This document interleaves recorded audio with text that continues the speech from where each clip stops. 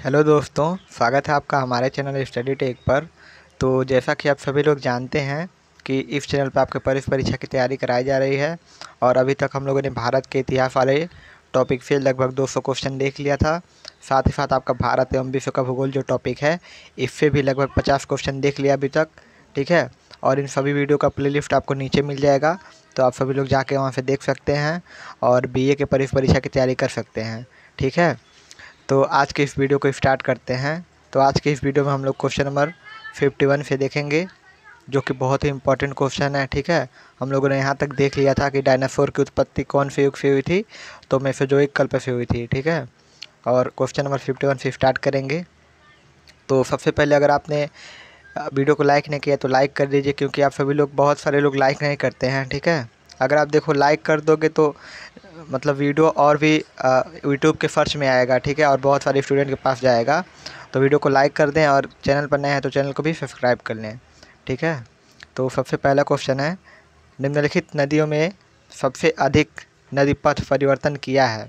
ठीक है, तो इसका जो राइट आंसर हो जाएगा ऑप्शन नंबर बी होगा, कोसी नदी। इसका मतलब क्या है, ये जो चारों नदियाँ दी गई हैं इनमें से कौन सी नदी जो है सबसे ज़्यादा नदी पथ परिवर्तन की है। जो नदी का जो पथ होता है, जैसे नदी इस रास्ते से जा रही है तो इस पथ का परिवर्तन सबसे ज़्यादा कौन की है, तो कोसी नदी जो है पहले इधर से जाती थी, फिर कभी इधर चली गई, फिर कभी अपना पथ बदल के इधर से चलने लगी। ठीक है, ऐसे करके कोसी नदी जो है वह सबसे अधिक बार अपना नदी पथ परिवर्तन की है। ठीक है, तो ध्यान रखिएगा।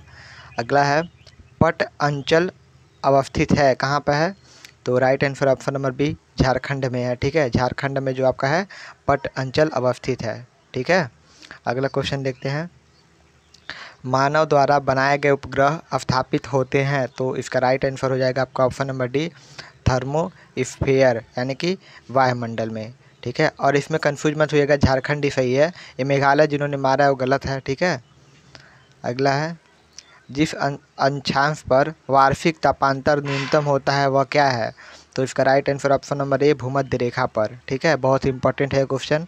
अगला है, बिग बैंग सिद्धांत प्रतिपादित किया गया है, बहुत इंपॉर्टेंट है, तो इसका राइट आंसर आपका ऑप्शन नंबर बी, एब जॉर्ज लेमेंटेटे।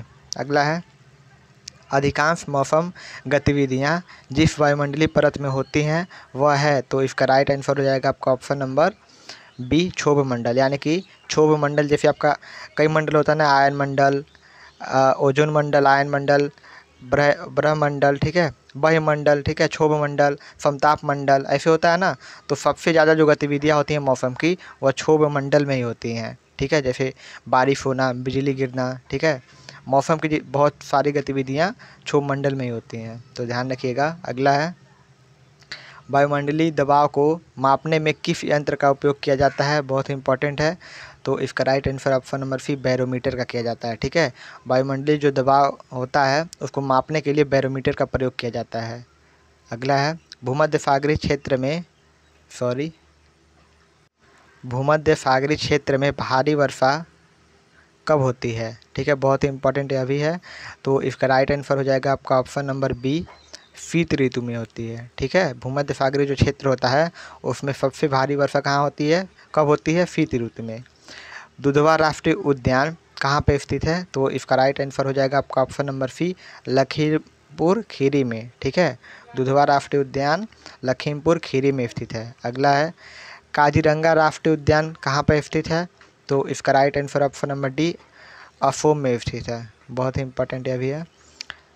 बांदीपुर राष्ट्रीय उद्यान कहाँ पर अवस्थित है, तो इसका right answer option number C, Karnataka में। ठीक है, अगला है, विश्व में सबसे अधिक लौड़ी सागर झील कहाँ है, कौन सी है, तो इसका राइट आंसर है आपका ऑप्शन नंबर डी, लेकवान है। ठीक है, अगला है, अंगुल हाफ धारा चलती है, तो इसका राइट आंसर हो जाएगा आपका ऑप्शन नंबर ए, हिंद महासागर में चलती है, यह बहुत ही इंपॉर्टेंट है। ठीक है, अगला है आपका, ग्रेट बैरियर रीफ है, तो इसका राइट आंसर हो जाएगा आपका ऑप्शन नंबर ए, ऑस्ट्रेलिया के निकट एक प्रवाल भित्ति। ठीक है, नेक्स्ट है आपका, भारत का देशांतरी विस्तार है, तो इसका राइट आंसर जो हो जाएगा आपका right answer option number B होगा।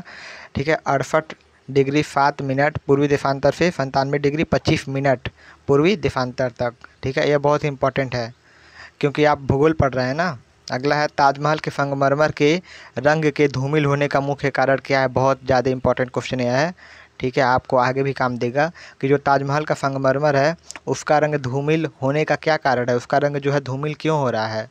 तो इसका राइट आंसर हो जाएगा आपका option number A, Mathura refinery एवं स्वचालित वाहन से निकलने वाले धुओं से। ठीक है, नेक्स्ट है हरित क्रांति का क्या अर्थ है। बहुत ज़्यादा इंपॉर्टेंट है, इस बार परीक्षा में आने के इसके बहुत सारे चांसेस हैं, ठीक है, बहुत ज़्यादा। तो इसका राइट आंसर हो जाएगा आपका ऑप्शन नंबर सी, परंपरागत कृषि तकनीक का आधुनिक तकनीक द्वारा प्रतिस्थापन। ठीक है, निम्नलिखित में से कौन सा उद्यान एक सींग वाले गैंडों के संरक्षण के लिए प्रसिद्ध है। तो इसका राइट आंसर है आपका ऑप्शन नंबर सी, काजीरंगा राष्ट्रीय उद्यान। ठीक है, आप इस वीडियो को 2 से 3 बार जैसे ही देखेंगे आपको सारा क्वेश्चन याद हो जाएगा। ठीक है, अगला है अलिप्डो निम्न में से क्या है। अलिप्डो का अर्थ क्या होता है। तो इसका राइट आंसर है ऑप्शन नंबर सी, किसी सतह से प्राप्त होने वाली एवं उससे परावर्ती विकिरण ऊर्जा की मात्रा को अनुपात को अल्बिडो कहते हैं। ठीक है, अगला है वायुमंडल का सर्वाधिक अस्थायी तत्व है निम्नलिखित में से कौन सा है। ठीक है, यहाँ पर ध्यान दीजिएगा, जैसे ही ये क्वेश्चन आएगा तो इसको अंडरलाइन कर लीजिएगा। ठीक है, अस्थायी नहीं है बल्कि क्या है, अस्थायी तत्व है। ठीक है, तो इसका राइट आंसर आपका ऑप्शन नंबर डी, जलवाष्प। ठीक है, अगला है आपका क्वेश्चन नंबर 71 है, ऑस्ट्रेलिया, दक्षिण अमेरिका, अफ्रीका और भारतीय उपमहाद्वीप में समानता है किसकी। तो इसका right answer option number C, उपर्युक्त सभी गोंडवाना लैंड का भाग है। ठीक है, अगला है न्यूमर, यानी कि ऑस्ट्रेलिया भी, दक्षिण अमेरिका भी और अफ्रीका और भारतीय उपमहाद्वीप ये सभी क्या है, गोंडवाना लैंड के भाग हैं। ठीक है, अगला है न्यूमर द्वीप निम्नलिखित में से कहाँ स्थित है। तो इसका जो राइट आंसर हो जाएगा आपका ऑप्शन नंबर डी होगा, बंगाल की खाड़ी में स्थित है। ठीक है, अगला है होर्मुज जल संधि निम्न में से किन 2 देशों को अलग करती है। तो इसका right answer option number D, Iran तथा ओमान को अलग करती है। ठीक है, नेक्स्ट है जब चंद्रमा पृथ्वी के निकटतम होता है तो चंद्रमा का सर्वाधिक होता है क्या। तो राइट आंसर आपका ऑप्शन नंबर डी, ज्वारोत्पादक बल। ठीक है, अगला है ज्ञात गैलेक्सी में सबसे बड़ी है। ठीक है, सबसे बड़ी क्या है ज्ञात गैलेक्सी में। तो इसका राइट आंसर आपका ऑप्शन नंबर सी, एंड्रोमेडा है। ठीक है, वायुमंडल की संरचना में कितने प्रतिशत योगदान नाइट्रोजन का है। बहुत ही इंपॉर्टेंट है और इसका right answer option number D, 78%। ठीक है, और ऑक्सीजन का कितना है, 21%। ध्यान रखिएगा, यहाँ पर नाइट्रोजन बस पूछा है तो हो सकता है कि ऑक्सीजन भी पूछ ले। तो ऑक्सीजन का 21%, नाइट्रोजन का 78%। ठीक है, और बाकी 1% क्या है, अन्य गैसें हैं। ठीक है, अगला है टाइफून नामक चक्रवात से निम्नलिखित में से कौन सा क्षेत्र प्रभावित होता है। ठीक है, तो इसका राइट आंसर हो जाएगा आपका ऑप्शन नंबर सी, चीन सागर जो है वह टाइफून नामक चक्रवात से प्रभावित होता है। अगला है शस्य गहनता, ठीक है, क्रॉप इंटेंसिटी की दृष्टि से भारत का सबसे समृद्ध राज्य कौन सा है। ठीक है, यह इंपॉर्टेंट क्वेश्चन है। तो इसका राइट आंसर हो जाएगा आपका ऑप्शन नंबर सी, पंजाब जो है सबसे समृद्ध राज्य है। किसकी दृष्टि से, तो शस्य गहनता यानी कि क्रॉप इंटेंसिटी की। क्षेत्रफल की दृष्टि से विश्व में भारत का स्थान है कौन सा है, बहुत ही इंपॉर्टेंट है। तो इसका राइट आंसर हो जाएगा आपका ऑप्शन नंबर डी, 7वां।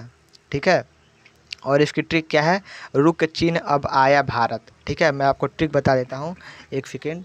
आप ऐसे लिखेंगे रुक, ठीक है, रुक